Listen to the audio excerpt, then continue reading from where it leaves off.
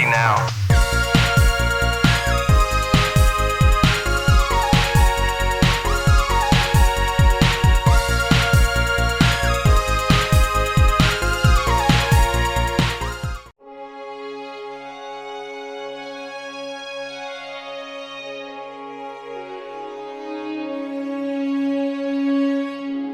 The late 2000s would prove a tumultuous time for the once legendary developer Factor 5, and although a deal with Sony seemed to serve as their salvation, it would prove an ill-fitting venture which came to a head with Lair, ending up being their only game released outside of several inked with Sony. Despite channeling their air combat experience with the Rogue Squadron series, this PS3 launch title proved infamous for its extremely divisive critical reviews, controversy regarding Sony sending a reviewer's guide after said reception, and for being the biggest target on the terrible 6-axis motion controls.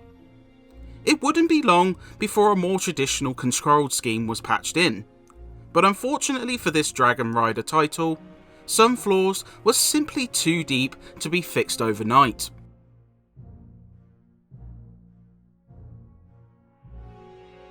Things start sketchy with the story.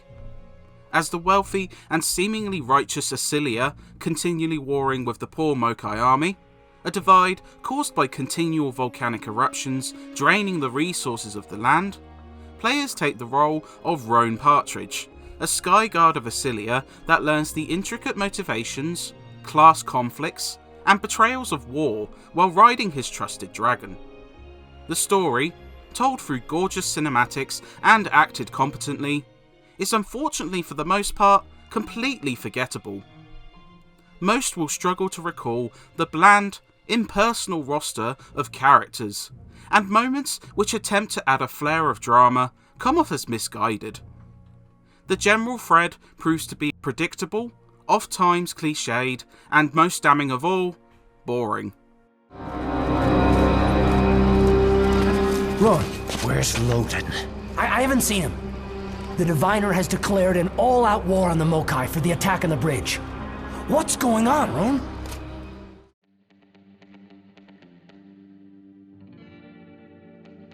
Lair attempts to channel Factor 5's previous flight combat experience, but replaces space shooting with aerial dragon combat. Across just over a dozen missions, you'll guide your beast both in air and on foot, as you wipe out enemy armies, take out defences, and engage in close encounters with other Dragon Riders.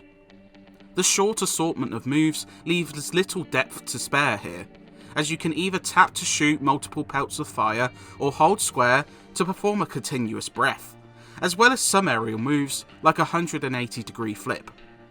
The lock-on is perilous at worst, as it sometimes causes you to fly into the ground, straight into walls, or even through geometry, and the constant circling proves borderline nauseating. Close combat is janky and boring, especially with 1 vs 1 dragon fights that look completely unflattering. Playing Lair just isn't much fun. Blow up the bridge to cut off those Mokai troops! Quick! Before they get to the Guardians! A lot was made about Lair's terrible use of 6-axis motion controls, and it's not hyperbole. The default control scheme is abysmal. Steering your dragon proves insanely difficult, as even levelling your control flat causes unresponsive inputs. All the aforementioned issues with camera and lock-on are made 1,000 times worse, and when combined with timed mission structures, it proves a nightmare. Luckily, about a year later, a traditional analog scheme was patched in, putting movement back to the analog sticks and mapping other functions like the 180-degree flip to the D-pad. It doesn't fix underlying mechanical issues, but it makes general flight far less hair-pulling.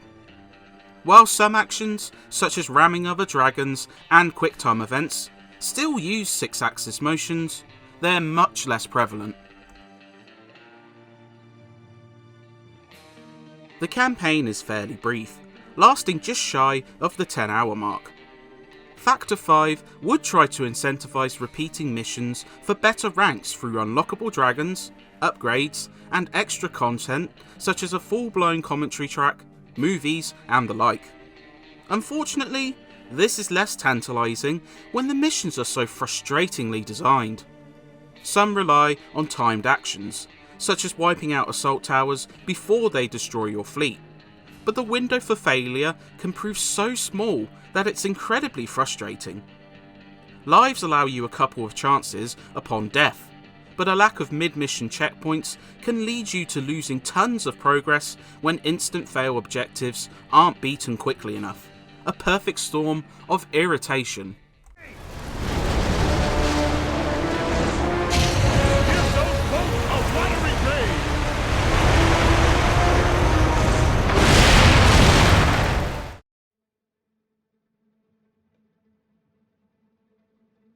Lair earned most of its kudos through its visuals, and to be fair, it's quite a stunner considering its launch window. Cutscenes are the highlight, with superb animations and characters looking almost filmic. The gameplay looks a treat too, with expansive levels and tons of scenery, dozens of soldiers on screen at once as well as larger foes, and impressive fire effects. This all sadly comes at a huge cost though, with a mostly terrible frame rate that sways between unsteady and single-digit slideshow, making some of the more impressively scaled battles very choppy. The audio highlight is the beautiful soundtrack composed by John Debney, which features wonderful orchestration that adds some actual weight to this war. The audio effects, powered by THX, hit the mark too.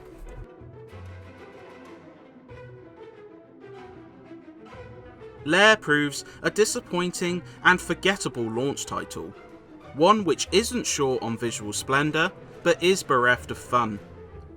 Whether you bear the awful motion controls or use the more forgiving standard scheme, neither masks that this Dragon Combat game isn't very interesting, with flaccid mission design and underwhelming narrative leaving it forgettable. It's a shame, because the potential was there to create a distinctive new series that would lead Factor 5 in a new direction. Instead, it ended up a shallow footnote amidst the PlayStation 3's rocky launch. Good fighting, men! We've cut off their navy. Massilia should be safe now.